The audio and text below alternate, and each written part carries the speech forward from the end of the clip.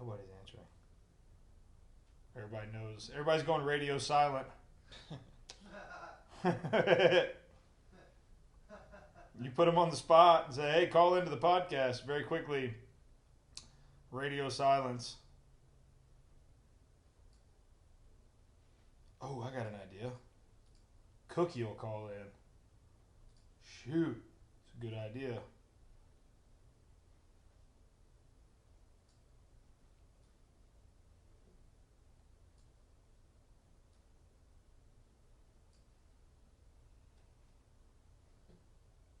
Testing, testing.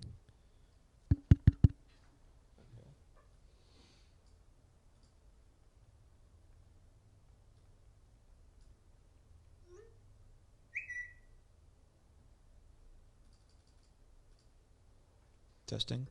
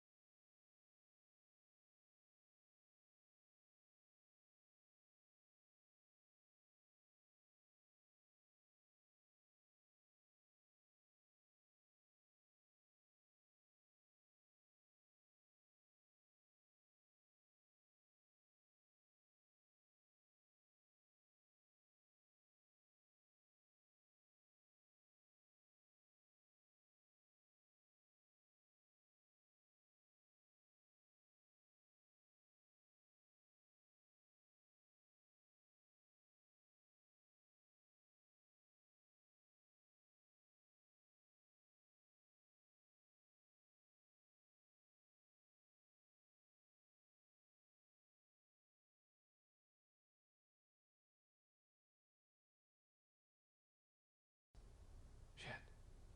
That'll work. Shit. Well, you gonna put that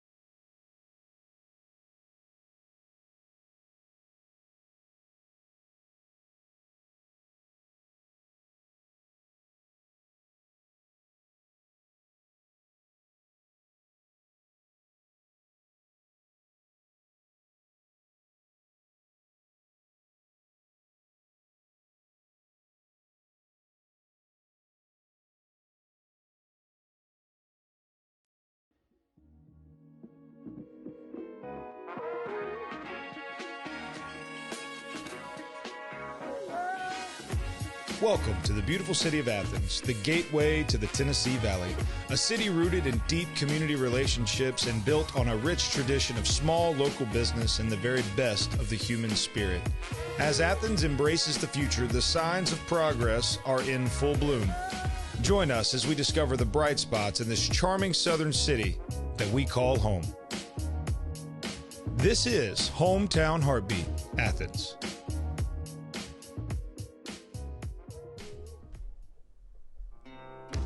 What's going on, everybody? Woo! It's Hometown Heartbeat. Today is episode number 57. We titled it Julianne because Julie was supposed to join us. Julie's had some other things come up. She may join us towards the end of the show, but will not be joining us right out of the gate. So we are hoping to have some action on the call line. We've put out the phone number, and Connor's going to put it out now. Speaking of Connor, before we put out the call line, let me put my glasses on so I can see what in the heck I'm doing, and let's talk to Connor and Davis over there. What's going on, buddy? Not much. Favorite part of the day. Trying to mess with. If anybody was watching before the stream started, you saw me messing around with some audio software. So I'm sure that looked pretty weird if you didn't know what was going on. Connor is always messing around with something. Let me tell you. But that's what makes him great, and we're excited. Am I focused? Do I look focused? I don't feel like I'm focused. You're focused. Okay, focused. Then it's just the latency on Facebook, and that's part of it. So, listen, we are going to talk about a couple of things today. But first of all, let's talk about why Facebook isn't streaming very well. Is Facebook streaming for anyone else? If I have anyone out there, its audio is working. If anyone's out there, drop us a comment. Robert Rigsby, of course, is sitting there. Robert, why don't you call in, man? I mean, Robert knows more about this show than I do, I feel like. Connor, let's be honest. Have we had anybody listen with the veracity that one Robert Rigsby's listened with? Robert Rigsby is a true fan. He's a true fan. You know why? Because he's a smart fella. Robert Rigsby knows that right here today, he's going to hear some kind of a truth, whether it's a life truth, political truth, truth from God's word. He's going to hear some kind of truth. And here's the other part of that is interesting. Most people don't want to hear it. So Robert is a man that fancies himself a gentleman and a scholar, obviously, or else he wouldn't listen to this show. And Robert, we are super thankful for you joining us on a daily basis. As far as the radio goes, if we're going to go ahead and update some people, man, woo! How about that, Connor? That radio gig, isn't it? It's elusive. It's like that's the exact word I was going to use. Elusive. It's well, you know what? It is a compliment to me that your vocabulary was something in your vocabulary was also going to be used in mine, because you're a smart man. Did you read your bio, by the way? Did you ever get there and see that? Yeah, I did. Okay. All right. For those of you, Connor, can you put? I haven't put this out yet because I guess today's the day to do it. Put thehometownheartbeat.com up on the screen. We're going to go to the show. Let's go to the host here. Let's see. Here we go. Connor Higgins, producer. Connor Higgins is a senior at Athens High School and is often referred to as the Beard's right arm. On most days, Zach wouldn't know the difference between his bum and a hole in the ground if not for Connor. Connor is also the smartest guy in the room, regardless of the room that he is in. He was also on the TV show Who Wants to Be a Millionaire, although, as you might imagine, since he's here producing this show, he did not win $1 million. Connor also likes long walks on the beach and wheatgrass smoothies. I wrote that, for the record. I'm sure everyone out there that knows Connor knows that I wrote that, because Connor, Connor has his own sense of humor, but it's not that kind of sense of humor, and so that's probably pretty obvious that someone else wrote that. But yes, you need to go check out my wife's calling while I'm live. Hold on. Hey, babe, I'm kind of live. Love you. So that's Ashley Walker. That's my wife. She's awesome. Thank God she's not on the Bluetooth, right? Because we got the call line on the Bluetooth. But anyways, check out thehometownheartbeat.com. That's our new website, presented by Web Underdog, which they're at webunderdog.com. Definitely wanted you guys to check that out and see John Vance joining us. John Vance is an old acquaintance of mine.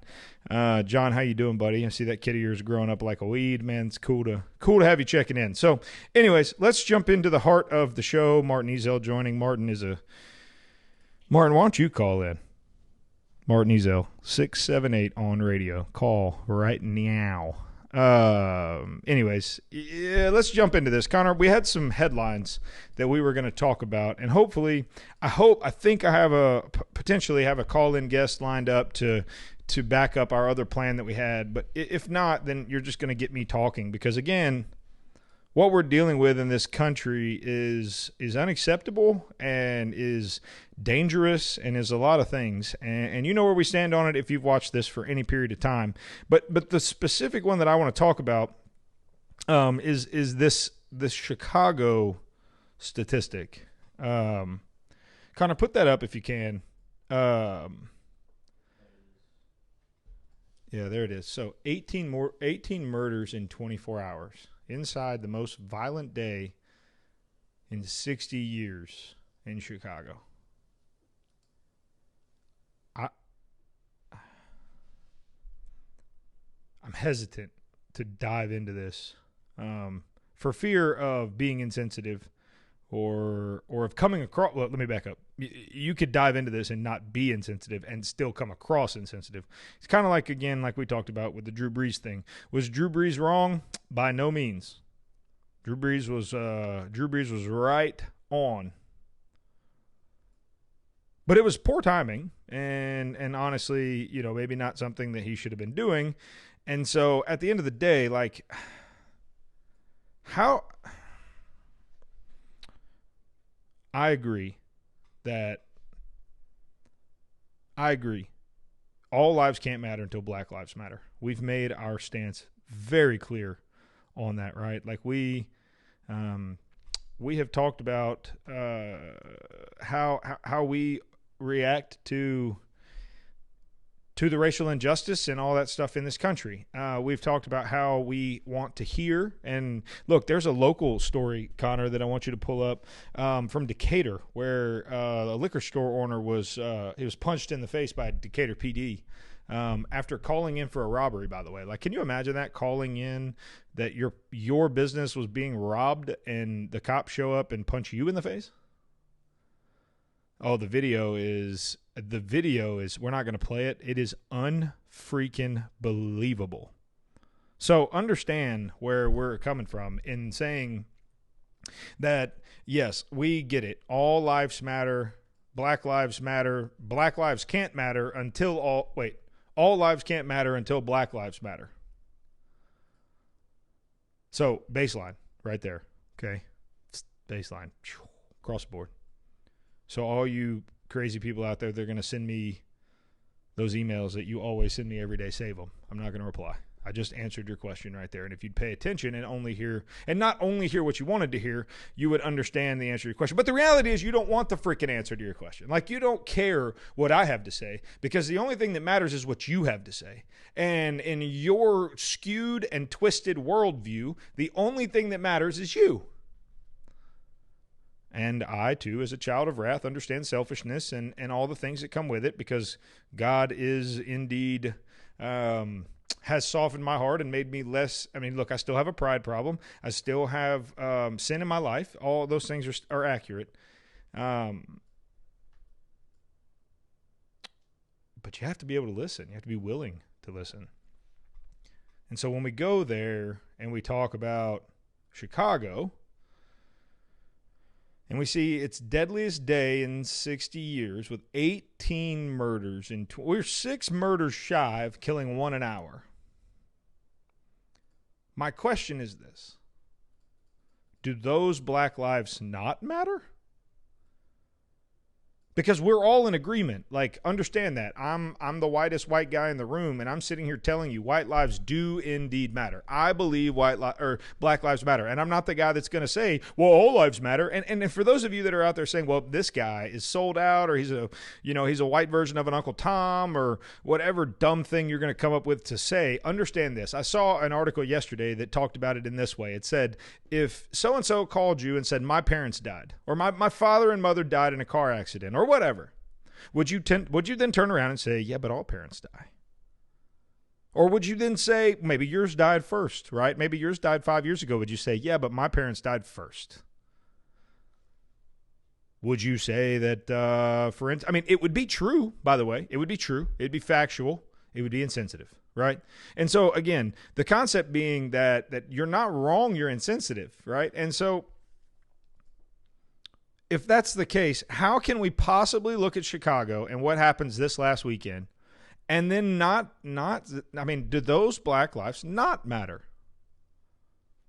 Do they not matter? And I want someone to answer that question for me. And if you have something to say or an answer or what you believe is an answer, like I said, you can call us at 678 on radio right now. And we've got someone, Davis is sitting here waiting on you to call. He'll answer your phone call. He'll put you on the board and I will talk with you right now. Right now. I'm not afraid of it. I want to talk about it, right? So if you want to call in right now, 678 on radio, that'll get you straight through because guess what? Nobody's on the line. Yesterday I was bringing off the hook, right, Davis? And so but join us because I'm dead serious. Like, I'm sitting here looking at these. Here's a quote. "We've never seen anything like it at all." The Crime Lab's senior research director, Max Kapustin. Good Lord, English is hard. Max Kapustin told the newspaper. I don't even know how to put it into context. It's beyond anything we've ever seen before. Chicago's next most violent day was August 4th, 1991, when 13 murders were recorded. By the way, not only was it the most violent day, it was the most violent day by 5 lives.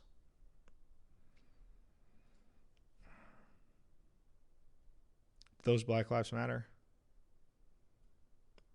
I would argue that they do.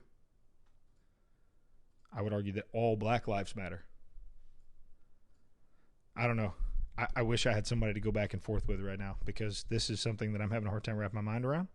I really am struggling with this. I don't know what to do with it. I don't know where to put it. I don't understand that's an inconvenient truth in a lot of ways for a lot of people.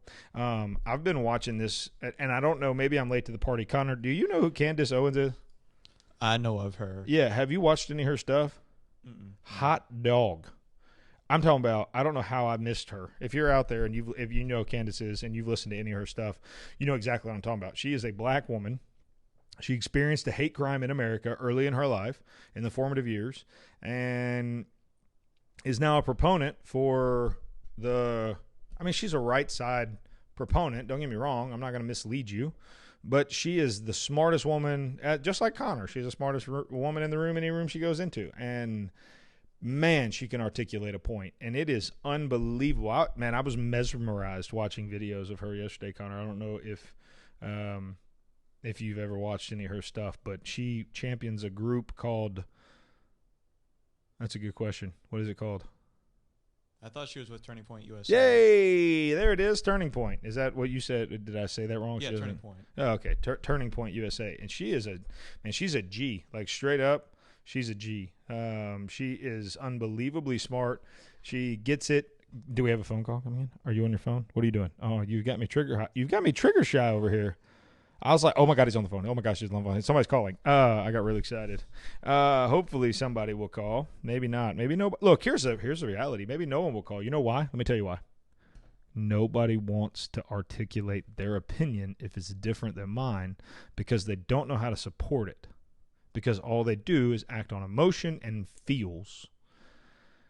And that's just not a good way to live. I've put an invitation out to a buddy of mine who absolutely will argue with me any day, anytime, anywhere, any place. And he's smarter than me, so we'll see if he calls in because he is the opposite viewpoint, maybe, I guess you'd say, of mine, but we also love Jesus, and so we're from the same viewpoint. Connor, was there another story I told you to? Oh, the Starbucks story. Let's talk about that for a minute. You the one you told me about? And don't forget to watch Skype, by the way. Okay. What was that you were telling me about that? They lost how much in market share? Some 400 and something?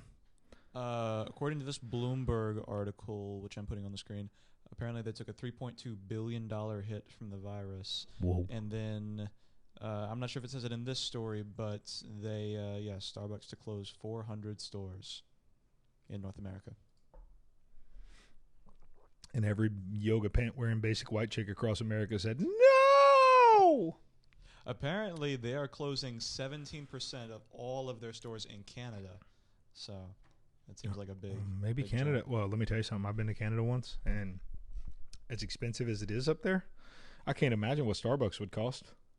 I mean, like a can of Red Seal, like a can of tobacco, cost me $8 up there. That's like $2.50 down here. Of course, Jeez. hypothetically, we don't condone that type of behavior on this show here. Oh, Julie's calling in. Hey, let's see if she can join us. Hey, there she right. is. Hold on one second. You ready to bring her in? All right, so for those of you that don't know, this is Julie. Julie is my fourth grade girlfriend, which is important. There she is. Hey, This Julie. is important information to know. It is. That's how I introduce you to people. And then Julie was going to join us earlier, but had some things pop up, and so we're just happy she's here and joining us today. She goes, "What are we going to talk about?" And I said, "Well, I don't know, like current events or like something that's going on." And she was like, "Man, do I have something to say about that?" And so nothing that anyone up in Massachusetts will want to hear, but yeah, but that's the whole point. We really enjoy like pissing everybody off because the truth is the truth. This is what I just told people. I said you were obviously not joining us yet, but I was like, look, at the end of the day, we've got a phone number set up. We've given people the opportunity to call in and articulate their point. My whole question was like, in Chicago, in 24 hours, 18 people were murdered. And my question, like, I agree Black Lives Matter. And I agree that it's insensitive to say white lives matter or all lives matter, because until Black Lives Matter, all lives can't matter. And so I'm all in. Like, I want to listen. I want to hear. I want to be a part, all those things. But if all that is true, and 18 people were killed in 24 hours in Chicago, do those Black lives not matter? Does the life of the retired officer matter who was protecting someone's business? Yeah, in St. Louis, you're talking about the retired captain. Yeah. Yeah. No, it's a slippery slope because he was also Black, but I don't know if his life matters. Well, but again, and it's a slippery slope, and that's the unique thing. And like I've been angry about it, and I've been like, I don't know, I find myself in the middle most days because again, like as a Christian, like I understand the value of human life. I also understand that there's only one race. There's the human race. There's not like there's ethnicity, but there's one race. And so I get that as well, but it's like I want to seek to hear and understand and learn from and listen to Black America, because the reality is, Julie, I mean, if we're being honest with ourselves, like you and I, we've grown up in the majority our entire life. Like we have grown up, I'm not going to say privileged because I find I have a hard time wrapping my mind around that one, certainly, but I will say that we've grown up in the majority our entire life. And it's like being left-handed in a right-handed classroom when every desk is right-handed and all the scissors are right-handed. It's really difficult to be left-handed. So I get all that. But you're right. Like, where do all of, I mean, like, could we say this? All Black Lives Matter, not just certain Black Lives Matter, because that to me is a more solidly and well put statement than what they're exhibiting, because I don't see any consistency in it. Right. And it only seems to really matter, because I agree that they matter. It only seems to really matter and cause this much controversy when someone is killed by the police. It seems like there have been more Black people killed by police than there really have been. I mean, there have been more police killed by Black people. There have been more white people killed by police than Black people killed by police in this last year. So I agree with everything that you just said, and I think that you're right. If Black lives are going to matter, they should all matter, because like I said, that 77-year-old retired police officer who was trying to protect somebody's business, which was their livelihood, being looted and robbed and destroyed, does his life matter? I don't see any protests going on for his life. No, and he doesn't seem to get, I mean, again, and look, all right, this is, I mean, without, let me think on this for a second.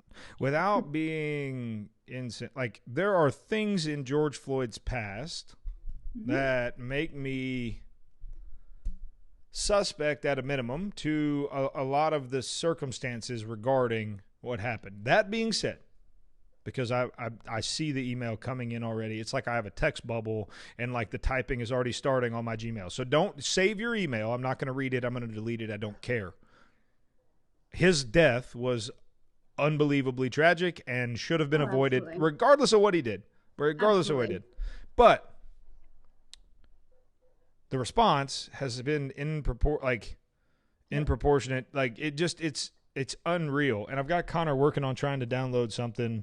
Did you get my text, Connor? I texted you. There's the New York police boss. Try to download that video. See if you can pull it off. I want to play it because he said some things in there that were, I'm talking about just truth bombs just dropped over and over again. But like, I don't know. I'm down here in the South, and that for good or for better or for worse, for gooder or for worse, depending on, that's how we talk down. I swear, we just got running water last week. Our fourth grade teacher would not be happy with you right now. There's a lot of other reasons that's probably a true statement. But that's neither here nor there. So like, I mean, everybody knows everybody thinks they know. We've talked about this as well. I get, what's the word? I get prejudiced all the time. I get labeled all the time as some ignorant Trump-loving, racist bigot because I live in the South. And so that's not fair either. But everybody knows how the South votes and all that. You live, I mean, I like to tell people you're our resident masshole. And so what is it? No, she's not at all. Like she would fit in better here than she would there. But like, what is it like up there? I mean, was your city looted? Because we had some of that here, but not by any stretch what it was in other cities. So like, what's it been like up there? Boston has been a nightmare.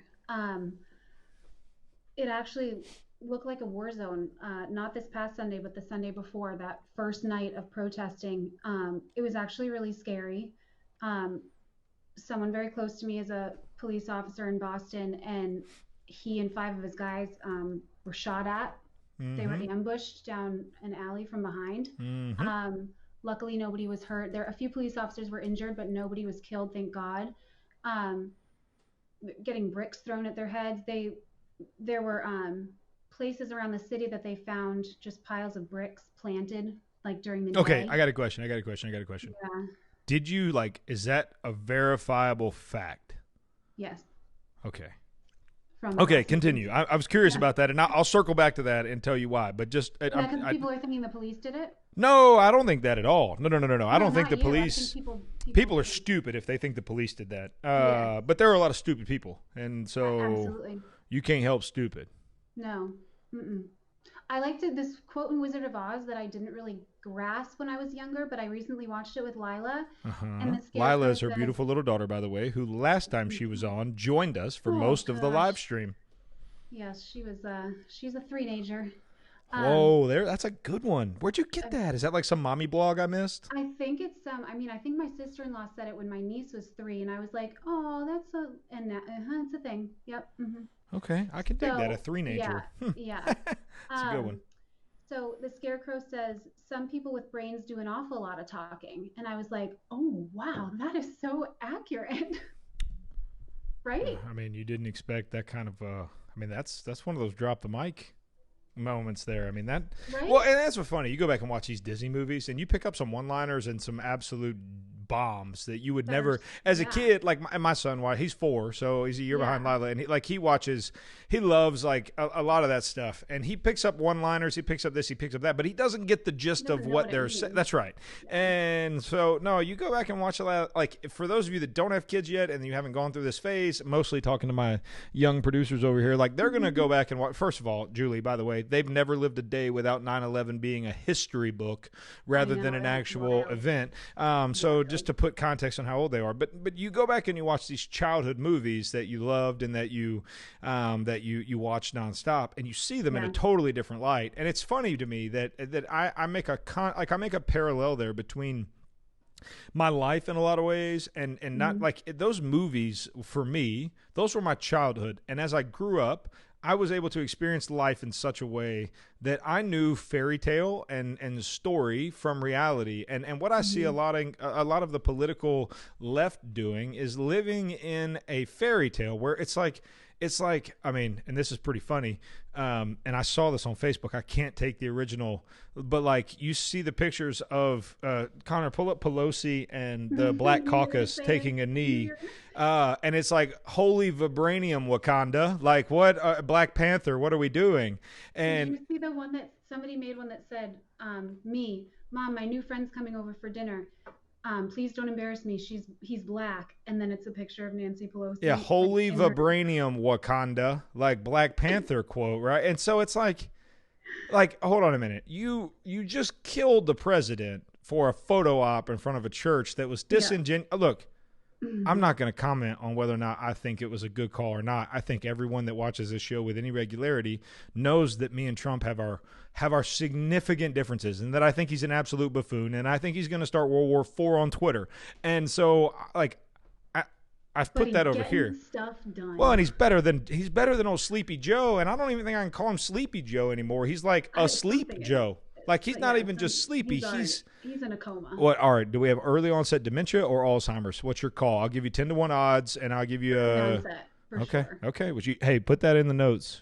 That's a real bet. That is recorded. She's going to owe me money betting? If it's. I don't know. I'm not sure. We'll come up with the actual terms of the bet later, but a bet has been recorded. Now, look, let's play that clip. I know, Julie, you have somewhere to be in about 20 minutes. So let's play that clip of the New York police boss, Connor. Go ahead and play that when you get a second. I've watched this a couple times. Oh, I watched it over and over again. Let's see. Yeah. Here it is. Good afternoon. 375 million interactions with the public every year. 375 million interactions. Overwhelmingly positive responses. Overwhelmingly positive responses. But I read in the papers all week, we all read in the papers, that in the black community, mothers are worried about their children getting home from school without being killed by a cop. What world are we living in? That doesn't happen. It does not happen. I am not Derek Chauvin. They are not him. He killed someone. We didn't. We are restrained. And you know what? I'm saying this to all the cops here. Because you know what? Everybody's trying to shame us. The legislators, the press, everybody's trying to shame us into being embarrassed about our profession. Well, you know what? This isn't stained by someone in Minneapolis. It's still got a shine on it. And so do theirs. So do theirs. Stop treating us like animals and thugs, and start treating us with some respect. That's what we're here today to say. We've been left out of the conversation. We've been vilified. It's disgusting. It's disgusting. Trying to make us embarrassed of our profession. 375 million interactions. Overwhelmingly positive. Nobody talks about all the police officers that were killed in the last week in the United States of America, and there were a number of them. We don't condone Minneapolis. We roundly reject what he did as disgusting. It's disgusting. It's not what we do. It's not what police officers do. Our legislators abandoned us. The press is vilifying us. Well, you know what, guys? I'm proud to be a cop, and I'm going to continue to be proud to be a cop until the day I retire. And that's all I have to say. Woo! That's a good one there. I'm talking about my man was letting it rip, Tater Chip. I'm saying no, there's a couple quotes there, and that's from Global News. .ca. Globalnews.ca. So we pulled that from a Canadian site because, after all, Canada. But no, I'm kidding. If I have to move somewhere, though, maybe it's probably going to be there. Like with Meghan Markle, who, babe, I'm sorry, I love you to death, but She's pretty special. No, I'm kidding. Everybody's looking at me crazy in the room right now, like I have a nipple on my forehead. Let's be honest. I'm totally kidding. The princess, it wouldn't be that lucky to take me from my wife. I'm kidding. Totally joking. Listen. So there's a couple of quotes here. Okay. Stop treating us like animals and thugs. Okay. I want to address that. First of all, the word thug has inherently been twisted to mean black male. False. Yeah. And by the way, those of you rioting and looting, you are thugs. I don't care what color you are. White, yellow, black, green, blue, purple. Don't care. You are a thug. Yep. Absolutely. That's all I have to say about that. All right. More. So he accuses the press of vilifying police officer. That's not an accusation. That's a fact. It's not an accusation. That's a fact. Yeah. Here's the quote. Stop treating us like animals and thugs and start treating us with some respect. And so I have a question. For those of you, no, you know what? Let me finish the quote. We've been left out of the conversation. We've been vilified. It's disgusting. So let's address that first and foremost. Like, okay, I read another article. I don't know if you've read it, Julie. Connor, hold on a second. I think it had a curse word in it, so I don't know that we can put it up. But it is an account of a police officer by someone who is very clear at owning the fact that he was a bad cop. And he writes this essay that is probably one of the most genuinely written and honest things I've ever read in my entire life. And there's some things in there that I want to bring light to. I unfortunately for me, I can't hardly put his name on I can't put his essay on the screen here because of the level or lack of what Mama would call couth in the essay. But so I want to address both sides of this. And Martin Ezel with a comment that doesn't fit the narrative of the mainstream media. Martin is he's one of my best friends, Julie, just so you know. He's one of my best friends. He's a firefighter. He's a public servant. He is a local superhero in our town, right? One of many that put their life on the line to protect our city from whatever threats may come. And so Martin is a good dude. Everybody knows him in town, and he's a great guy. And he's right. Like, cops are now scared to do their jobs because, and by the way, unfortunate fact, Julie, you know this, but I'm going to get real close to the mic and educate people. And by the way, it's unfortunate I have to be the most educational thing on the internet, but I am, and I'm okay with that. It's pretty sad. Hey, I love you. Hey, check this out. Hey, cops, you're shooting less black people than ever before because you're so scared that doing your job will result in doing a hate crime. Now, to be clear, just to be clear, because I have to say this, Julie, or I'll be ran off the air. Might not get my radio deal. You know what I'm saying? Just to be clear, like Can't be too conservative. What Derek Chauvin did to George Floyd was murder. Absolutely. I want to be super clear about that. Nobody is arguing that, which is no, we've lost our point. Mind-boggling. Hold on. We got a comment. Dennis Barton, who I don't know. Dennis, thank you for joining us. First of all, was it Julie that brought you? Julie, what did I tell you? What? You're going to bring people in. They're so used to seeing my ugly mug. They see you on here. They stop by. I'm just saying. Dennis Barton, there is a very simple solution to citizen police relations. Obey the law. When an officer instructs you to stop, stop. When you drop the gun, drop the gun. Laws are for everyone. Without rules, it's chaos. Dennis? Seems pretty common sense. Couldn't agree with you more. However, wait. Put that back up there. Dennis, let's talk about your profile picture just for a moment. I can't see That's it. a cat. Yes, you can't see it? No, I can see I'm like looking at you. The side. Oh, I got you. Okay. Well, his cat is his profile picture. So Dennis, like, I do have some questions for you that I'd like to have answered before I charge in with the water pistol to storm the gates of hell. I'd like to just make sure that, like, I mean, maybe your cat's awesome, but your profile picture on Facebook's a cat, Dennis. We need to have a chat. No, but Dennis, thank you for joining. Thank you, Dennis, for joining. Point. No, great point. I said Dennis made a great point. So thank you for your point, Dennis. I just like, I want to be sensitive to the fact that, again, black people, as white America, we do not understand what your life is like. And for other people that hear me say that down here in the South, for those of you that hear me say that and say, oh, he's selling out, you're an idiot. To be black in America is to be different than anybody else. I want to be clear about that. I have lived my entire life in the majority. And I want to own that, and I want to put that over here, and I want to say, hey, let's address this. That being said, police across the country are being vilified and disrespected. They're being defunded. They're being ripped out of cities left and right. I mean, Minnesota, by the way. Hey, let me ask you a question. We got 410, 410 robbery in progress. Julie Roger over at such and such address getting beat by so and so. Who's going to respond? This is Karen. I'm a social worker. I'm on my way. I have a clipboard and an ink pen. Like, what are you going to do? I am a crisis prevention specialist, and I will be there to help you. Can you just what's your address? Like, can you imagine?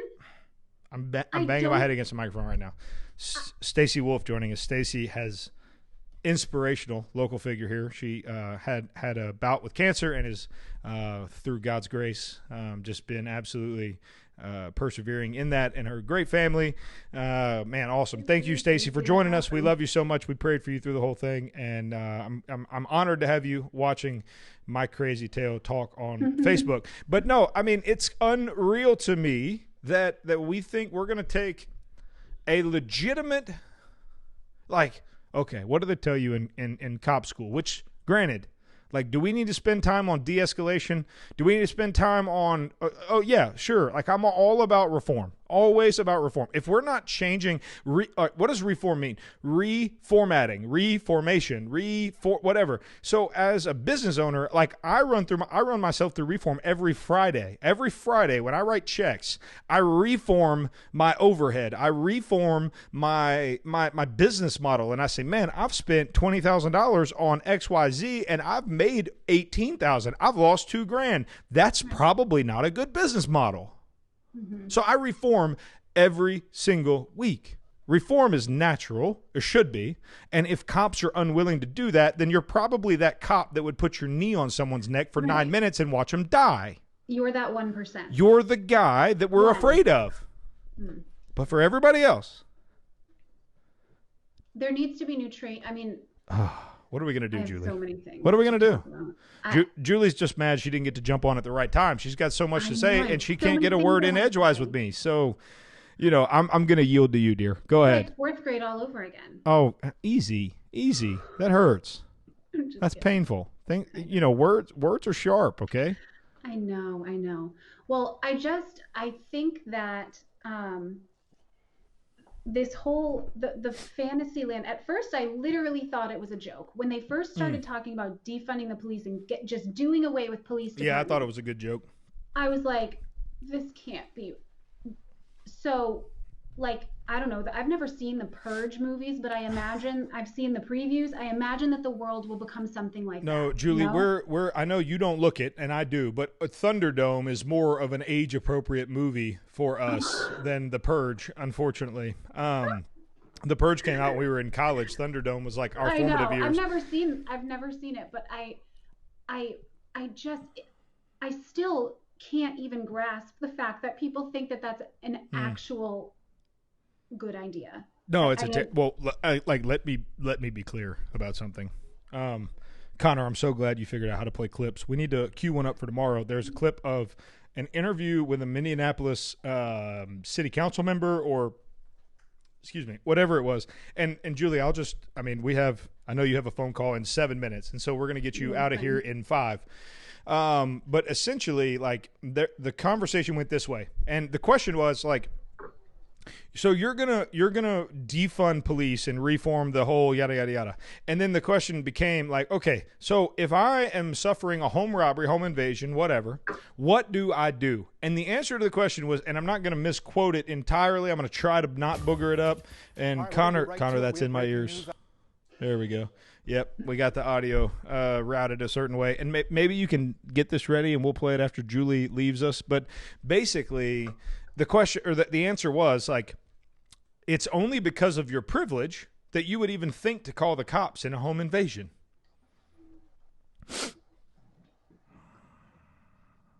I'm just going to let that marinate. So what that means is, that people are this stupid. Now, in all fairness, Julie, I will say this. for a certain class of people, introducing the police into an environment does inherently make it more dangerous than it is for you and for I.